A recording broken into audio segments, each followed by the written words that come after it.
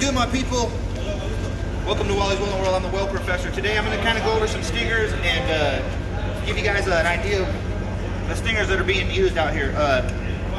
This is a stinger, you know, that's not really recommended by a lot of people, but some people like to use it. You can see that it looks like it pivots here. This is my buddy's Jerome stinger here that we found in the box, but I just wanted to give this a demo. Yeah, so it doesn't really seem like the best kind of stinger. The next stinger we got up here is a T300. I think Lincoln makes it. A lot of people like this rod, this stinger. They really like this stinger. A lot of people actually will take this stinger and use it as their ground, but if they're using it as their welding stinger, you'll see them cut about a ½ inch off of right here.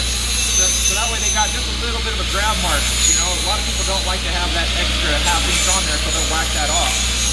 Next up, this is a 150 Plico. I like this one because it's really insulated.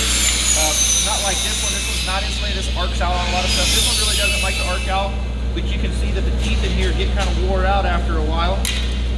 You can skip over to this one. This one's kind of the same one. This is kind of just a cheap knockoff that was provided with my Lincoln machine when I bought my Lincoln machine. And again, it's not bad. It's probably like a 150, the same as this one. The next one up, this is a bad stinger. I really like it. This is an Optimus 300. This is a really good one. This was sent to me by a real cool cat out there from Australia. It says they're made in Holland, but I really like it because it's got a grabber right there, so you can grab your rod from right there and get it. And then next up is we got my favorite one. This is the V stinger. I really like the V stinger. Now the V stinger comes with an insulation kit over this, but you can also not have this insulation on here, and it'll basically be exposed copper or brass, whatever it's made out of, and it'll arc out on stuff. So just be cautious of that. You'll see I got my handle taped up here.